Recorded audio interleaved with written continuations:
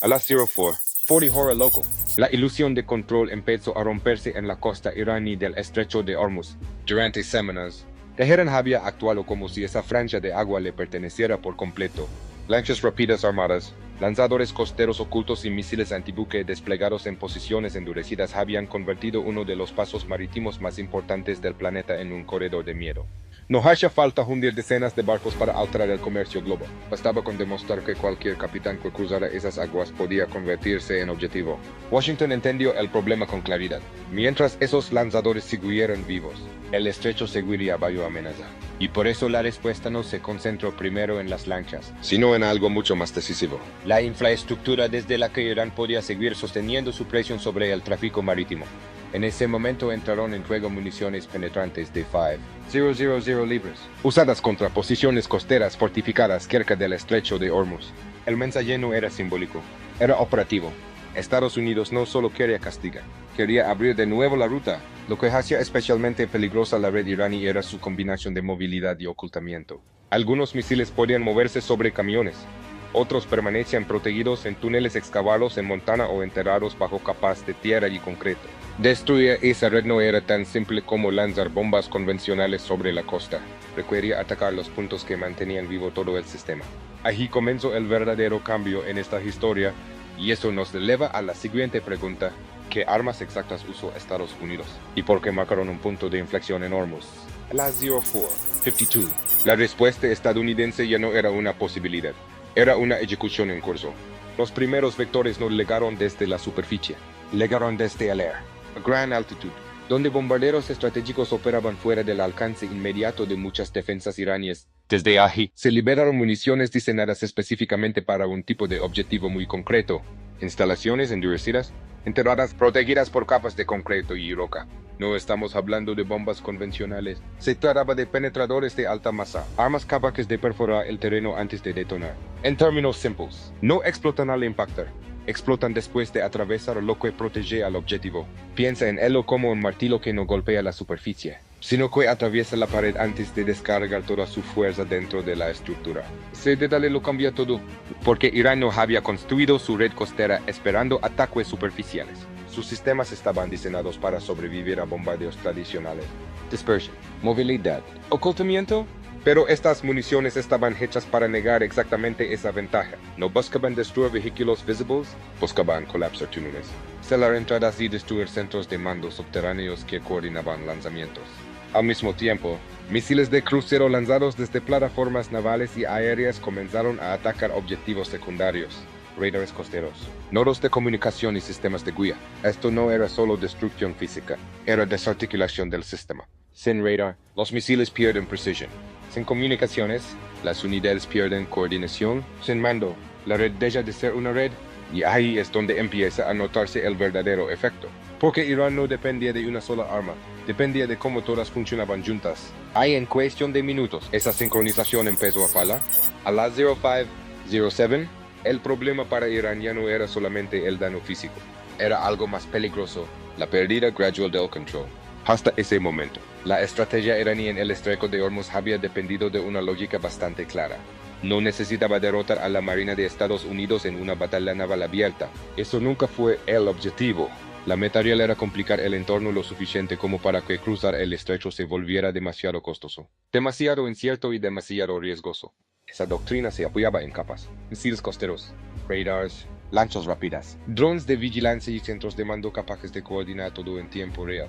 Pero una red así solo funciona si sus partes pueden verse, hablarse y reaccionar juntas. Y eso fue precisamente lo que empezó a desaparecer.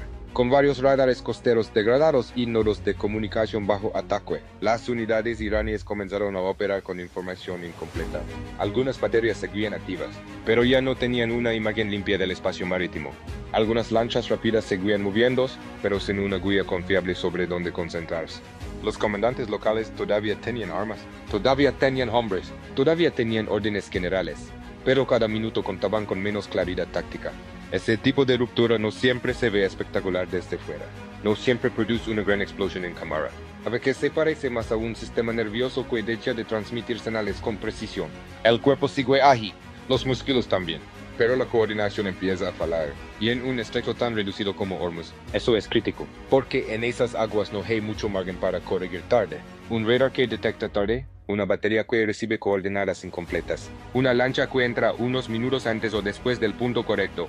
Todo eso reduce la capacidad de negar el paso. Fue ahí donde comenzó a emerger una verdad incómoda para Teherán. Su arquitectura de presión seguía siendo peligrosa. Sí, pero ya no era confiable.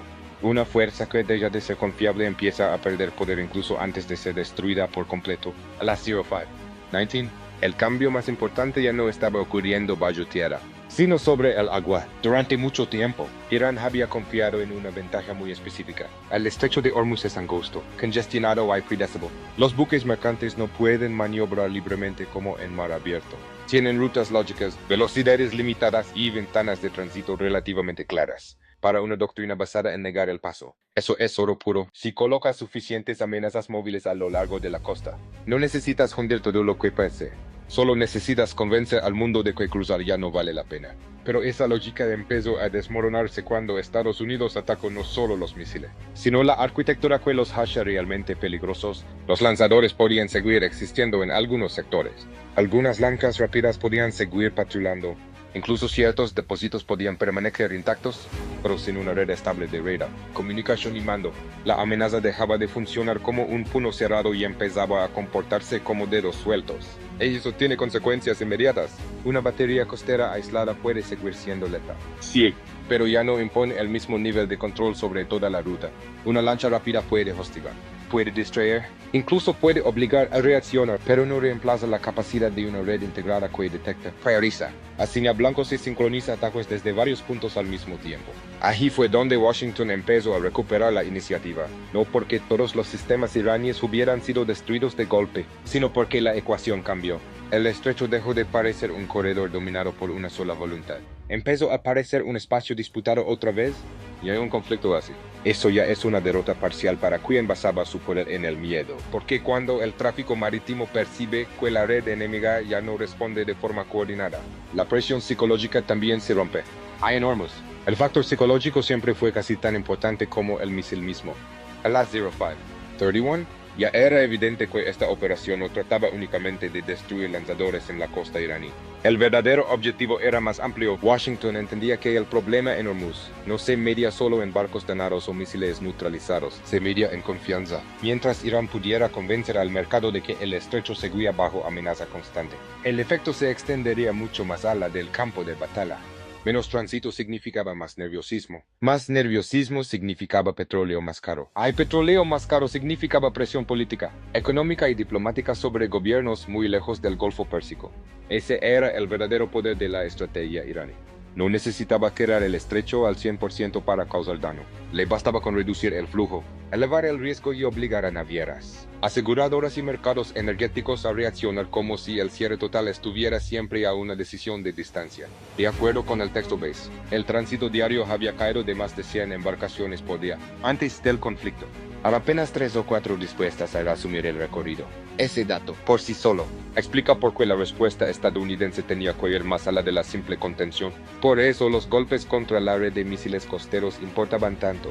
No solo reducían la capacidad inmediata de ataque, también empezaban a romper la narrativa de invulnerabilidad que Irán había intentado proyectar. Si los lanzadores podían quedar enterrados dentro de sus propios túneles, si los radares podían ser degradados y si los nodos de mando podían quedar fuera de sincronía, entonces el estrecho dejaba de parecer un rehén permanente, y eso cambia la psicología de todos los actores. Los capitanes mercantes lo notaron, las aseguradoras lo notan, los mercados lo notan. Teherán también. Porque en este punto, la gran pregunta ya no era si Irán aún conservaba armas. La pregunta era si todavía podía sostener una amenaza suficientemente creíble como para mantener paralizada una arteria energética global. Y esa credibilidad, poco a poco, empezaba a resquebrajarse. En la 05:46, el golpe ya no podía medirse solo por los cráteres en la costa. El efecto más importante empezaba a verse en otro nivel. El político, el estratégico y el psicológico. Irán había construido su presión en Hormuz sobre una premisa peligrosa, pero comprensible desde su lógica, que podía mantener al mundo entero nervioso sin provocar una respuesta lo bastante precisa como para desmontar el sistema. En otras palabras, Teherán apostó a su mezcla de lanchas rápidas, misiles costeros móviles, túneles endurecidos y amenaza constante sería demasiado compleja, demasiado dispersa y demasiado costosa de neutralizar rápidamente. Durante un tiempo, esa apuesta pareció funcionar, pero allí apareció el error de cálculo, porque Washington no respondió solo con fuerza. Respondió identificando el punto exacto donde esa estrategia era más vulnerable. La infraestructura que permitía convertir amenazas aisladas en control real del estrecho. Y cuando esa infraestructura empezó a ser perforada, salada o degradada, la narrativa iraní comenzó a perder consistencia. Eso importa mucho más de lo que parece. Un régimen puede absorber daños materiales y aún así seguir proyectando fuerza, pero cuando su principal herramienta de coerción empieza a verse penetrable, cuando sus refugios subterráneos dejan de parecer seguros y cuando sus lanzadores ya no pueden entrar y salir de túneles con libertad, entonces el mensaje que lega al adversario es brutalmente claro. La red sigue viva, pero ya no domina el campo como antes. Es que, probablemente, el gran error iraní en esta fase del conflicto, no el hecho de amenazar el estrecho, no el uso de misiles costeros, ni siquiera la militarización agresiva de la ruta. La gran equivocación fue asumir que los refugios endurecidos bastaban para preservar la credibilidad del sistema. Y no bastaban, porque una vez que Estados Unidos demostró que podía golpear entradas, túneles, radares y nodos de coordinación, la presión dejó de ser unilateral. Irán todavía podía resistir, todavía podía amenazar y todavía podía infligir costos. Pero ya no podía actuar como si el estrecho obedeciera únicamente a su voluntad. Y en una crisis construida alrededor de la percepción del control, perder esa percepción puede ser tan grave como perder los misiles mismos. A las 0603, lo más importante ya estaba claro. El estrecho de Hormuz no había dejado de ser peligroso, pero ya no parecía intocable bajo la sombra iraní. Y esa diferencia lo cambia todo durante días. Teherán había intentado proyectar una imagen muy precisa, que podía convertir uno de los puntos más sensibles del comercio mundial en una zona de castigo permanente. No necesitaba una victoria naval clásica, no necesitaba hundir una flota estadounidense, le bastaba con sostener la percepción de que el estrecho podía quebrarse, alterarse o incendiarse en cualquier momento. Y esa era su verdadera palanca de poder. Pero después de los ataques contra posiciones endurecidas, radars, nodos de coordinación y partes clave de la red costera, esa imagen dejó de verse sólida. No desapareció por completo. Irán seguía siendo capaz de generar riesgo. Seguía teniendo misiles, plataformas móviles y capacidad de hostigamiento. Pero la operación estadounidense mostró algo decisivo. Esa arquitectura sí podía ser penetrada, sí podía ser degradada y sí podía perder coherencia bajo presión sostenida. Ese fue el punto de inflexión. No porque una sola oleada resolviera toda la crisis, no porque el estrecho quedara asegurado de manera absoluta, sino porque el equilibrio psicológico empezó a moverse. Y en conflictos como este, la psicología importa casi tanto como la potencia de fuego. Cuando los mercados dejan de creer en un cierre inevitable, reaccionan distinto. Cuando las navieras perciben que la amenaza ya no opera como una red perfectamente coordinada, recalculen. Y cuando un adversario descubre que sus refugios endurecidos ya no garantizan supervivencia operativa, también tiene que recalcular. Ese fue el verdadero mensaje de aquella mañana. Estados Unidos no solo golpeó objetivos, golpeó la lógica misma con la que Irán había intentado dominar Hormuz.